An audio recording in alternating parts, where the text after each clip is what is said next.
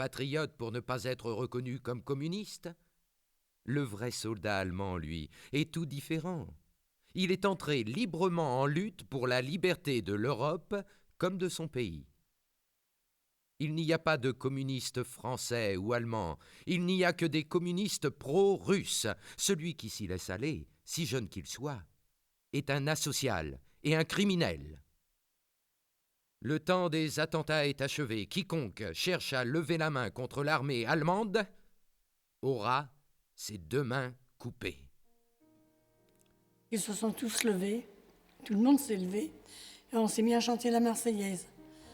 Et quand on a entendu la Marseillaise, tous les états-majors de jurés sont partis par cette porte-là, que je reconnais maintenant. Et ils ont continué à chanter la Marseillaise, malgré que les Allemands qui les gardaient faisaient tcha-tcha-tcha, l'air de dire de se taire. Mais ils se sont pas tus, ils ont chanté la Marseillaise jusqu'au bout. Puis on les a fait descendre dans le couloir, quoi. Et c'est là que mon mari m'a dit, tu as de la chance, on va te relâcher, tu as eu un non-lieu. Pauvre gars. Puis de là, de là, on est retournés tous en prison, naturellement, jusqu'à ce qu'ils soient fusillés. Il y en a eu 9 de fusillés dès le lendemain matin.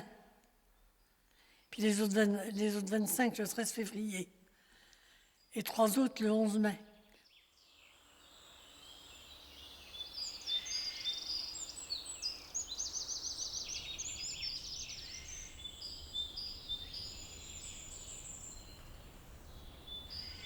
Chères mères et sœurs, quand vous recevrez ce mot, je ne serai plus de ce monde.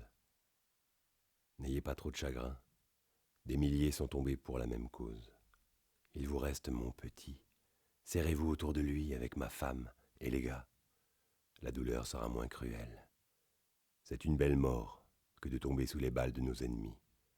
Nous partons, sûrs de la victoire, soyez courageuses comme nous allons l'être. Ne portez pas le deuil.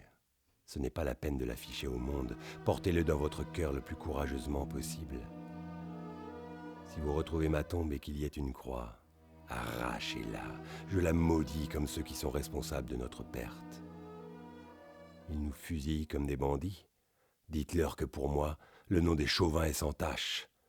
Je suis fier de le léguer à mon petit, comme celui d'un communard qui n'a pas voulu baisser la tête devant la bestialité fasciste. Vive la vaillante armée rouge, vive le parti, vive la France libre. Adieu, Auguste Chauvin.